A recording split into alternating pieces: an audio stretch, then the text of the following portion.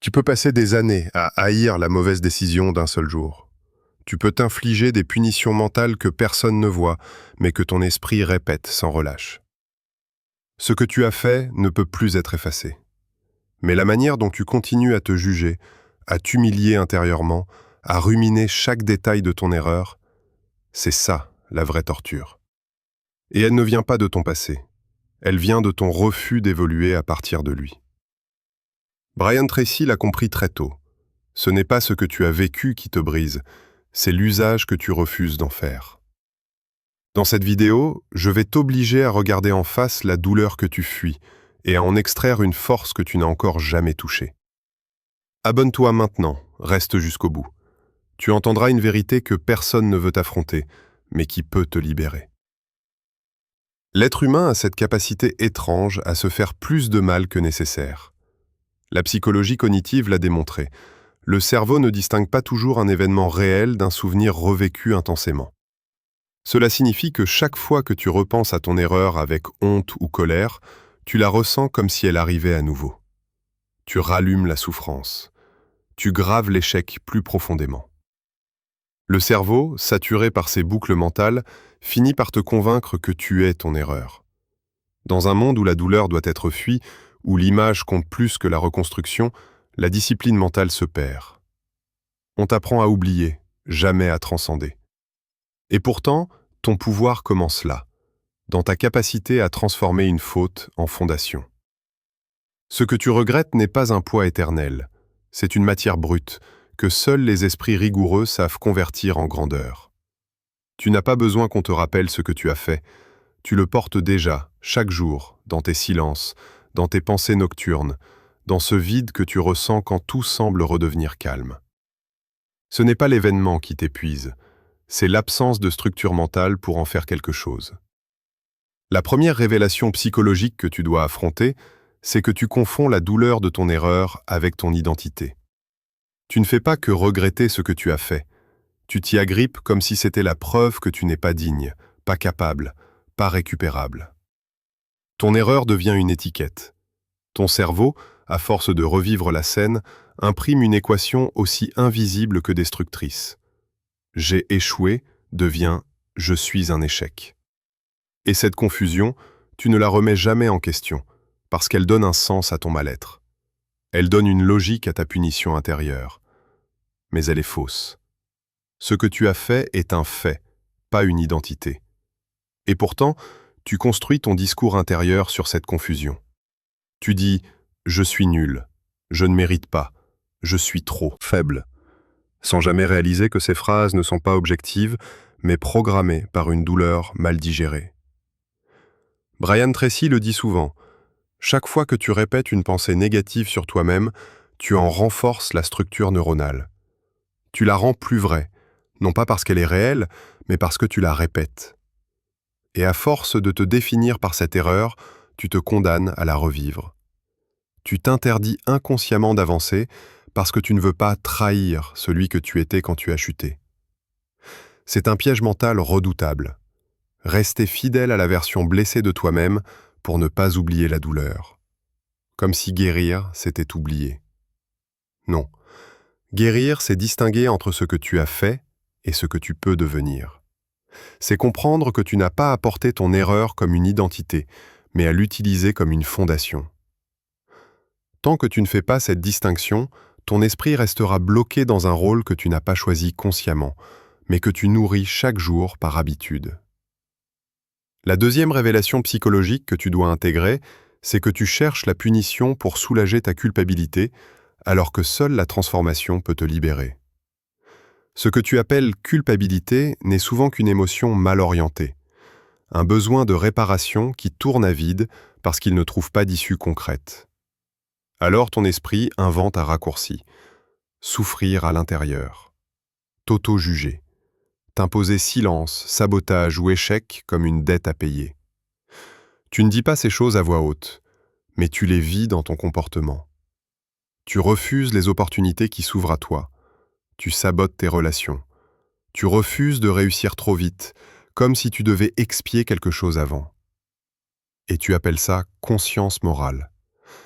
Mais ce n'est pas de la morale, C'est du conditionnement émotionnel.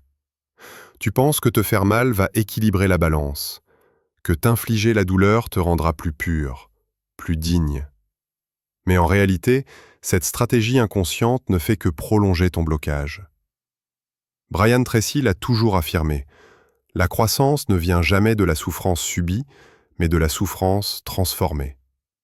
Tant que tu cherches la punition au lieu de la leçon, tu restes dans la stagnation. Pire, tu donnes à ton erreur un pouvoir qu'elle n'a pas. Tu la nourris. Tu l'entretiens comme une flamme qui te consume lentement.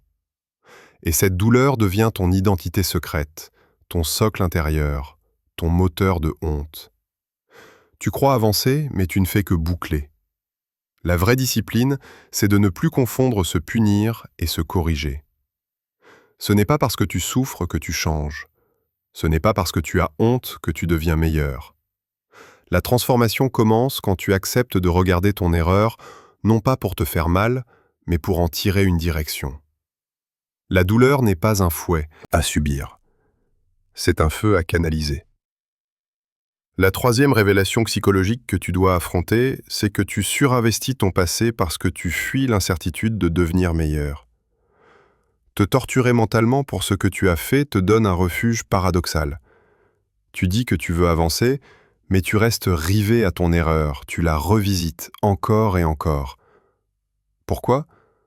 Parce qu'elle est connue, parce qu'elle est familière, parce qu'elle est stable. Ton passé, même douloureux, te donne un sentiment de contrôle. Tu sais ce que tu as fait, tu sais pourquoi tu en souffres, tu connais les détails, les conséquences, les visages. Tu peux le revivre sans surprise.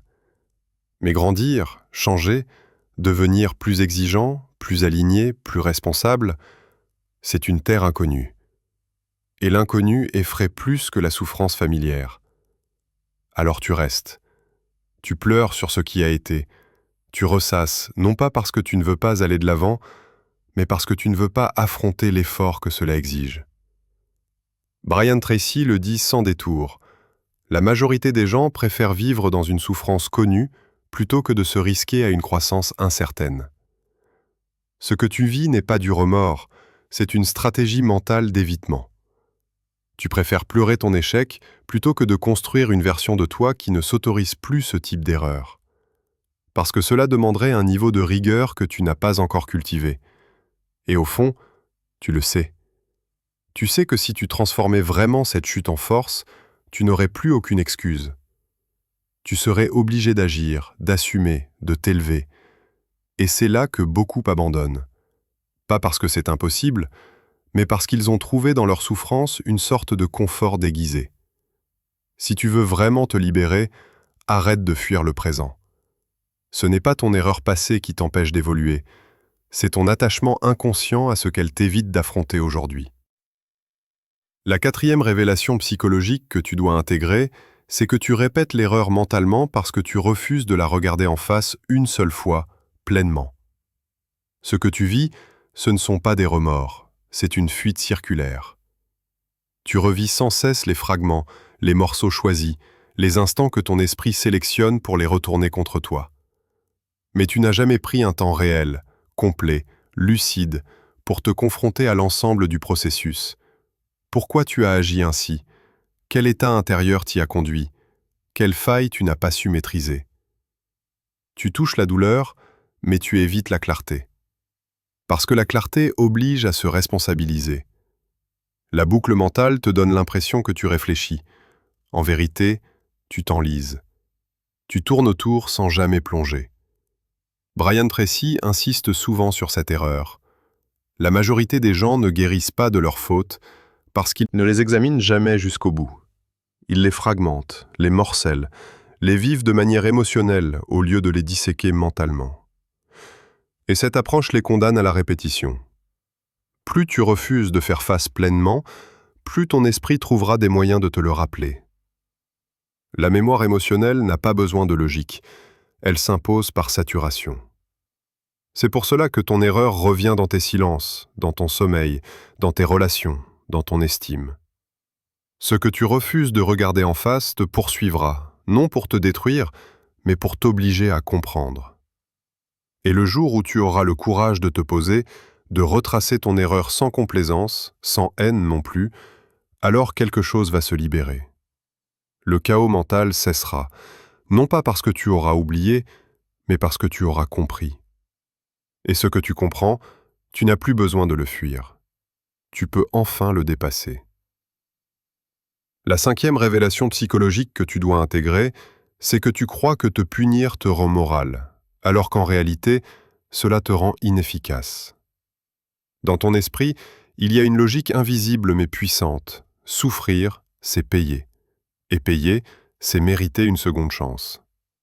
Alors tu fais de ta douleur une forme de rachat silencieux. Tu ne demandes pas pardon aux autres, mais tu te condamnes intérieurement. Tu ne répares rien dans le monde extérieur, mais tu te sabotes chaque fois que quelque chose de bon t'arrive. Tu appelles ça justice. Tu crois qu'en t'imposant le malheur, tu prouves que tu as une conscience. Mais ce n'est pas de la conscience, c'est de l'autodestruction maquillée. Brian Tracy l'explique clairement. Le sentiment de culpabilité devient toxique dès qu'il n'est plus relié à une action concrète de transformation. Si ta douleur n'aboutit à aucun changement réel, elle devient un poids mort. Tu crois que souffrir fait de toi quelque cela t'empêche surtout de devenir quelqu'un d'efficace. Un esprit fort ne s'épuise pas à se flageller. Il observe, il tire les leçons, il corrige, et il avance. Toi, tu restes là, à répéter que tu n'aurais pas dû. Tu crois que c'est noble, mais c'est un piège. Tu gaspilles ton énergie mentale à entretenir un châtiment invisible, alors que tu pourrais utiliser cette même énergie pour devenir un autre homme. Regarde bien ta vie. Combien de fois as-tu refusé une opportunité, un lien, une victoire, parce que tu avais encore le réflexe de payer ce que tu as fait? C'est là la vraie erreur. Pas ce que tu as fait, mais ce que tu continues de saboter à cause de ce que tu crois devoir mériter. Le pardon ne se prouve pas par la douleur, mais par la rigueur d'un changement. Tu veux être digne? Alors arrête de te punir et commence à t'exiger. Écris maintenant en commentaire cette phrase. Je refuse de me punir, je choisis de me transformer.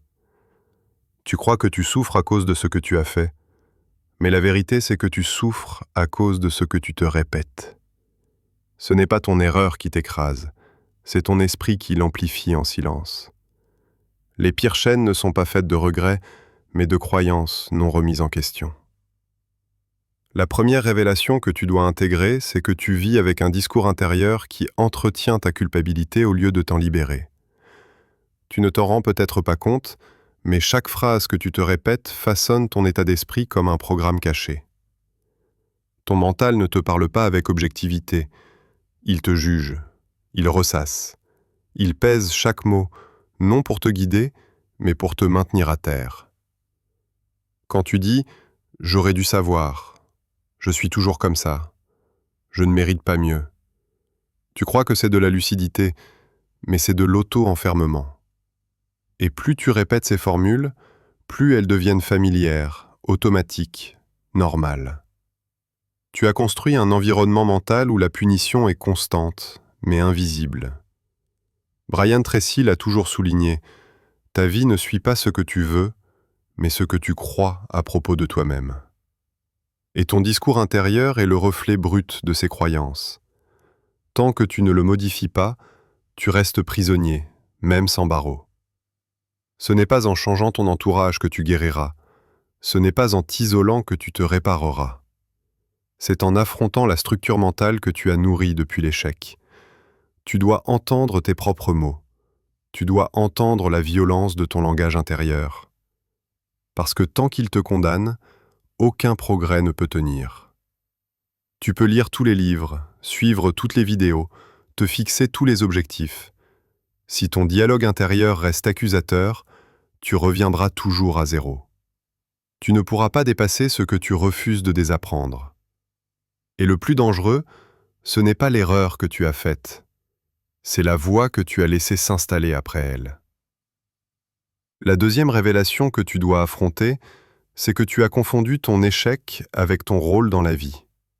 Tu as vécu un choc, une chute, une faute. Et depuis, Ton esprit a structuré ta perception autour de ce moment précis. Tu ne vis plus comme une personne en devenir, mais comme un personnage figé dans une histoire qui n'évolue plus.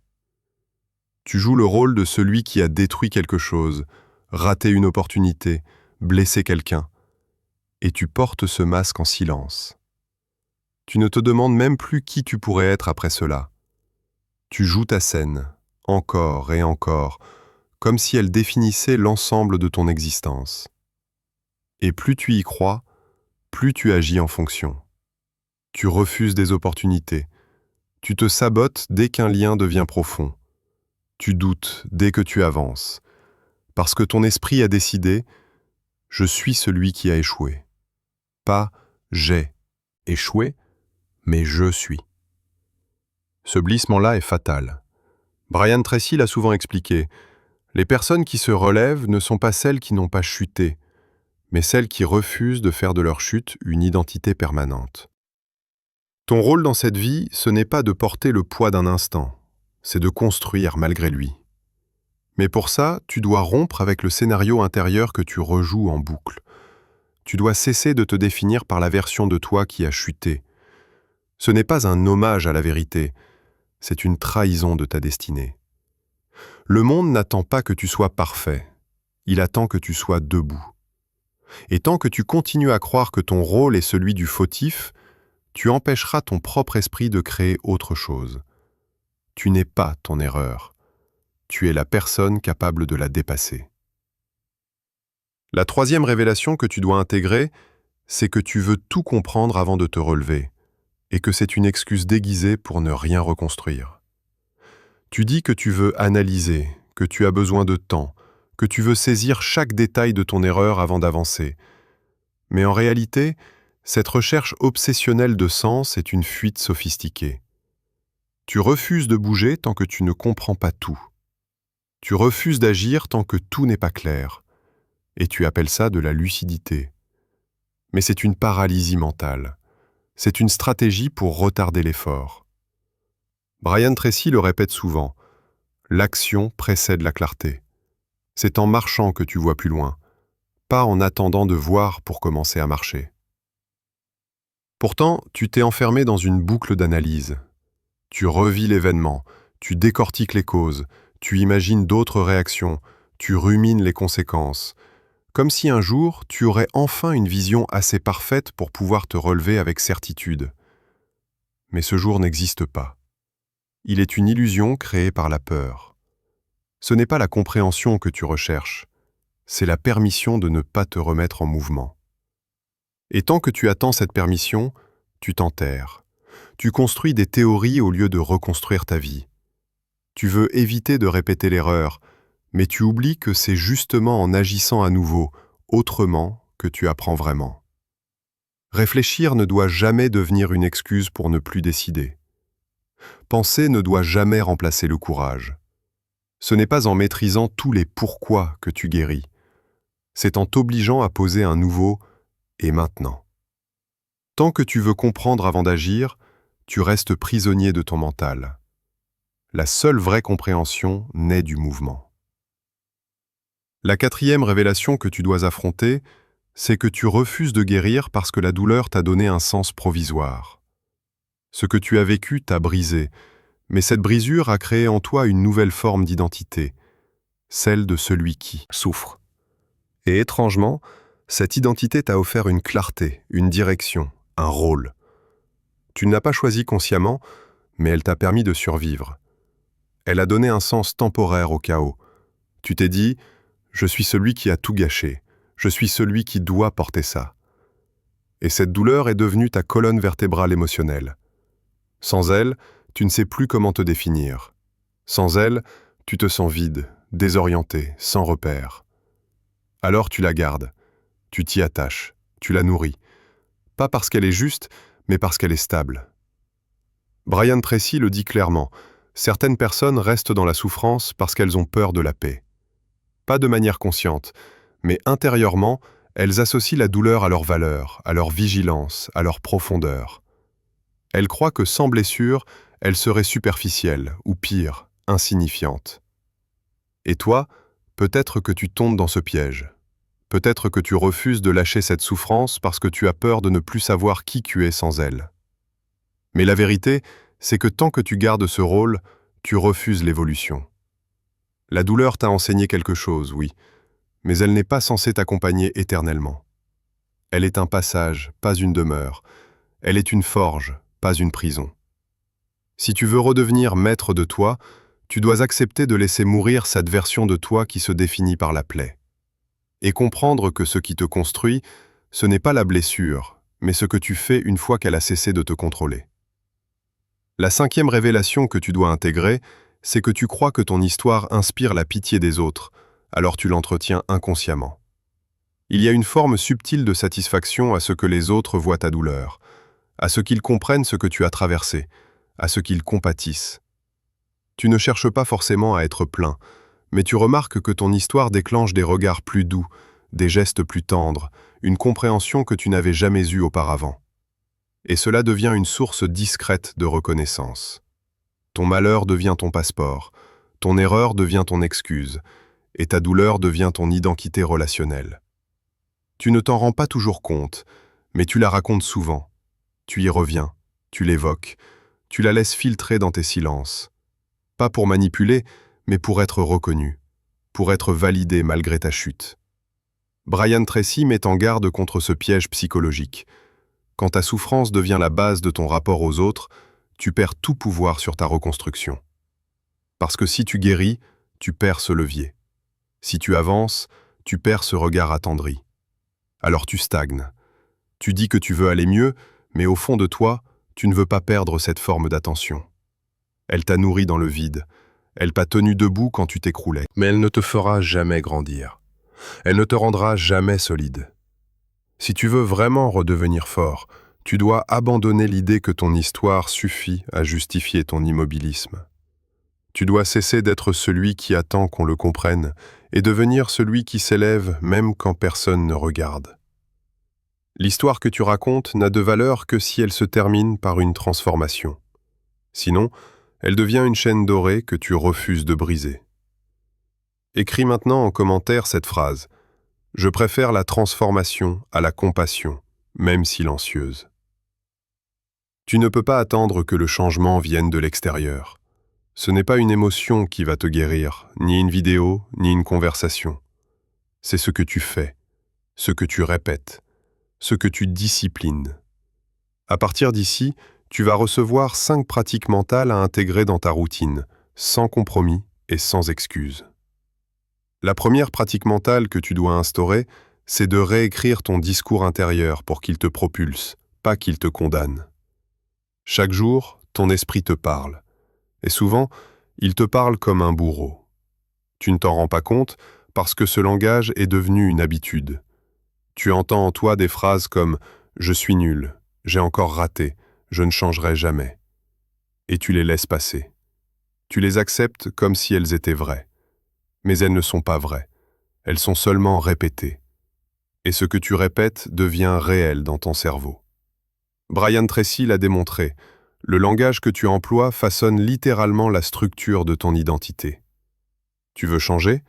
Alors commence par te parler comme un homme qui se relève. Commence par installer des mots de puissance, de direction, de responsabilité. Pas des phrases de confort, mais des phrases d'engagement. Chaque matin, dès que tu te réveilles, remplace les automatismes mentaux par des formules conscientes. Tu ne dis plus « je suis fatigué », tu dis « je vais faire ce qui doit être fait ». Tu ne dis plus « je ne vaux rien », tu dis « je suis un homme en construction ».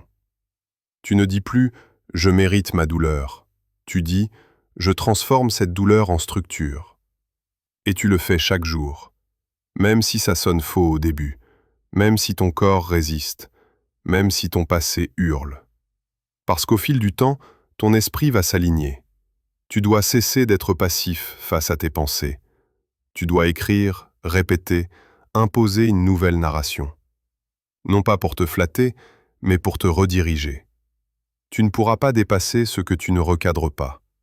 Si tu veux forger une mentalité de fer, commence par éliminer chaque mot qui te brise et remplace-le par un mot qui t'oblige. La deuxième pratique mentale que tu dois instaurer, c'est de t'imposer une discipline d'action, même minime, pour briser la stagnation. Tu crois que tu dois attendre d'aller mieux pour agir, mais la vérité, c'est que tu dois agir pour aller mieux. Le mouvement précède toujours la guérison. Et tant que tu restes immobile dans tes pensées, dans tes regrets, dans tes justifications, rien ne bouge. Tu rumines, tu tournes en boucle, tu consumes ton énergie dans l'analyse et la douleur. Et tu appelles ça du travail sur soi. Mais ce n'est pas du travail, c'est de l'enlisement. Brian Tracy l'a dit 100 fois, une seule action cohérente, répétée chaque jour, vaut plus qu'1 million de bonnes intentions. Tu veux reprendre le contrôle de ta vie? Alors impose-toi un geste concret par jour. Pas grand-chose, juste un acte volontaire qui symbolise ton refus de rester figé dans la honte. Ça peut être te lever dès que le réveil sonne, ranger ce que tu laisses en désordre, répondre à ce message que tu évites, écrire une ligne sur ce que tu veux construire. Chaque micro-action devient une rupture avec le passé. Et tu dois les faire même quand tu n'as pas envie. Surtout quand tu n'as pas envie. Parce que c'est là que se joue ta reconstruction. Le cerveau apprend par l'expérience, pas par la réflexion. Et tant que tu ne donnes pas de preuves physiques à ton esprit que tu avances, il te ramènera au passé. Tu dois créer une nouvelle trace, une empreinte visible de ton effort. Tu n'as pas besoin d'un plan parfait. Tu as besoin de discipline. Et la discipline commence par l'action, pas par la motivation. Ne te demande plus si tu es prêt. Demande-toi si tu veux rester brisé encore un jour de plus. Puis bouge. La troisième pratique mentale que tu dois instaurer, c'est de structurer chaque fin de journée pour transformer ton jugement en apprentissage. Tu ne peux pas finir tes journées comme si rien ne comptait. Tu ne peux pas dormir avec en tête un mélange vague de regrets, de fatigue et d'accusations floues. Chaque soir, ton esprit rejoue les heures passées. Et s'il ne trouve pas de cadre, il rumine. Il juge. Il amplifie les fautes. Il fabrique de la honte. Mais tu peux casser ce mécanisme en y plaçant un rituel volontaire, le débriefing. Tu t'assois, même 2 minutes, et tu te poses 3 questions. Qu'est-ce que j'ai fait de juste aujourd'hui? Qu'est-ce que j'aurais pu faire mieux? Et qu'est-ce que je dois retenir? Tu écris si nécessaire, tu parles à voix haute si tu veux. Mais tu obliges ton esprit à produire un apprentissage. Brian Tracy le répète, un échec n'est toxique que lorsqu'il n'est pas transformé en enseignement. Et cet enseignement, tu dois le produire activement. Pas le laisser apparaître au hasard, parce que ton cerveau ne trie pas seul. Il amplifie ce que tu laisses en suspens. Si tu veux redevenir solide, alors tu dois clôturer chaque jour avec lucidité. Tu ne fuis pas, tu ne caches pas, tu regardes, tu analyses, tu tires une leçon et tu passes à autre chose. Tu ne dors plus avec des accusations mentales, tu dors avec un verdict structurant. Même si ta journée a été médiocre, même si tu as échoué, tu retires un apprentissage, tu le notes, tu l'intègres et tu recommences demain. Ce rituel simple reconstruit ton identité jour après jour, parce qu'il transforme chaque faute en matière première. Tu ne vis plus dans la confusion, tu vis dans l'intention d'évoluer. Et c'est cette intention qui t'éloigne chaque soir un peu plus de la personne que tu ne veux plus être. La quatrième pratique mentale que tu dois instaurer, c'est d'affronter volontairement ta douleur sans diversion, une fois par semaine. Tu passes tes journées à l'éviter, par la distraction, par l'activité, par les autres. Tu fais semblant que ça va, tu avances mécaniquement, mais ton cœur saigne encore. Et tant que tu refuses de la regarder en face, ta douleur gardera du pouvoir sur toi. Ce que tu fuis te contrôle. Ce que tu acceptes se transforme. Brian Tracy insiste là-dessus. Les émotions non affrontées deviennent des programmes inconscients qui sabotent ta discipline. Tu crois que c'est du courage de ne pas y penser, mais ce n'est pas du courage, c'est du refoulement. Tu dois au contraire créer un rendez-vous mental avec ta blessure. Une fois par semaine, tu t'isoles. Tu coupes les bruits, tu t'assois. Et tu revis cette douleur, mais différemment. En observateur lucide, pas en victime émotionnelle. Tu revis la scène, tu regardes les faits, tu ressens, mais tu ne juges pas. Tu explores les racines. Tu identifies la faille que tu n'as pas vue, le mécanisme intérieur que tu n'as pas maîtrisé. Et tu retires une décision, une seule, une ligne de conduite. Pas pour te punir, mais pour extraire du sens. Ce rituel, tu ne le fais pas pour pleurer. Tu le fais pour reprendre le contrôle. Parce que tant que ta douleur reste floue, elle continue de t'affaiblir en silence. Mais quand tu la confrontes sans diversion, elle perd son poison. Elle devient claire. Et ce qui est clair peut être maîtrisé. La fuite perpétuelle te rend vulnérable. Le face-à-face volontaire te rend maître. Même si ça te brûle, même si ça tremble. Tu dois te prouver que tu es capable d'entrer dans ta douleur sans t'écrouler. Et à force de le faire, tu vas découvrir que ce n'est pas elle qui te détruisait, mais la peur de la regarder. La 5e pratique mentale que tu dois instaurer, c'est de te rappeler chaque matin qui tu veux devenir, pas ce que tu as fait. Ton erreur n'a pas besoin d'être oubliée, elle a besoin d'être dépassée. Et cette démarche ne commence pas par un grand changement, mais par une répétition quotidienne d'un choix identitaire. Chaque matin, ton esprit se réveille avec les automatismes d'hier. Les mêmes doutes, les mêmes discours, les mêmes images. Et si tu ne poses pas une intention claire, tu redeviens l'homme d'hier, presque sans t'en rendre compte. Brian Tracy l'a toujours affirmé. L'identité ne se forge pas en un jour. Elle se grave à travers des rappels constants. Chaque matin, tu dois te poser une seule question. Quel homme je choisis d'incarner aujourd'hui, malgré mon passé? Et tu réponds, à voix haute si nécessaire. Tu dis, je suis un homme en construction. Je suis celui qui transforme ses fautes en puissance. Je suis celui qui agit avec clarté, malgré la peur. Et tu le dis, non pas pour te convaincre, mais pour orienter ta journée. Parce que sans orientation volontaire, tu retombes dans les réflexes anciens. Tu revis les mêmes blessures. Tu prends les mêmes décisions faibles. Tu t'endors debout.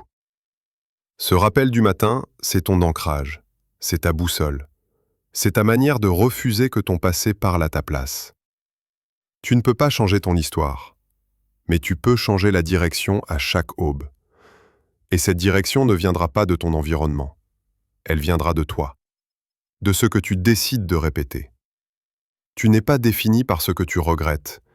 Tu es défini par ce que tu rechoisis. Chaque matin, consciemment. Et cette rigueur intérieure, jour après jour, finit par imposer une nouvelle réalité. Pas parce que le passé disparaît, mais parce que ta volonté devient plus forte que lui. Tu ne pourras jamais effacer ce que tu as fait. Et tu n'as pas à le faire. Ce n'est pas l'effacement qui libère, c'est la transmutation. Tant que tu te regardes à travers la lentille de ta faute, tu restes figé dans une version de toi-même que tu détestes, mais que tu continues d'alimenter. C'est un cercle vicieux. Plus tu te juges, plus tu renforces l'identité du coupable. Plus tu veux réparer par la douleur, plus tu nourris ton impuissance. Et ce que tu crois être de la justice intérieure n'est qu'un sabotage déguisé. On t'a peut-être appris à souffrir pour mériter une rédemption. Mais la vérité, c'est que personne ne viendra te libérer tant que tu continues à croire que tu n'en es pas digne. La douleur n'est pas ton ennemi. Elle est une alerte, un signal, une matière brute. Si tu choisis de la regarder, de la comprendre, de la canaliser, elle devient le socle de ta reconstruction. Mais si tu choisis de la fuir ou de t'y complaire, elle devient ton poison quotidien. Tu ne peux pas construire ta discipline sur l'émotion. Tu dois la construire sur une décision. Et cette décision, tu dois la prendre chaque jour, sans exception. Tu ne peux pas dire « je veux aller mieux » et continuer à parler comme un homme qui s'enfonce.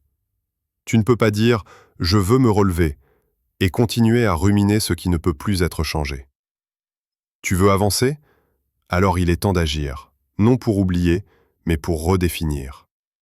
Redéfinir ta manière de penser, redéfinir ta manière de parler, redéfinir ta manière de te lever, de marcher, de regarder l'avenir. La discipline ne commence pas par des grands gestes. Elle commence par des choix minuscules, répétés, avec rigueur. Elle commence par le refus de répéter les anciens schémas, par la lucidité de voir ton sabotage, par la force de faire un pas, même tremblant.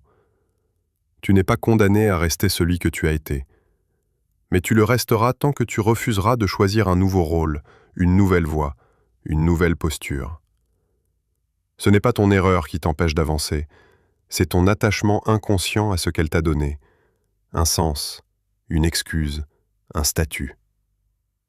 À partir de maintenant, tu dois t'obliger à penser différemment.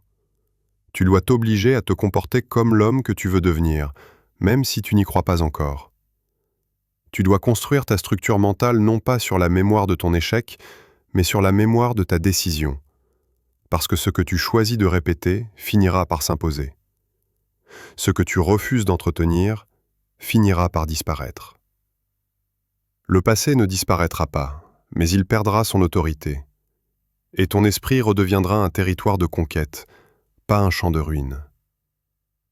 Si ce message t'a parlé, alors ne le garde pas pour toi. Partage-le.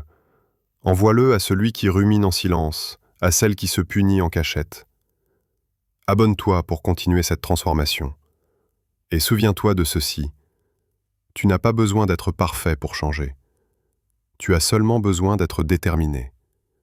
Et cette détermination, elle commence ici, maintenant, par une seule phrase que tu n'oublieras pas.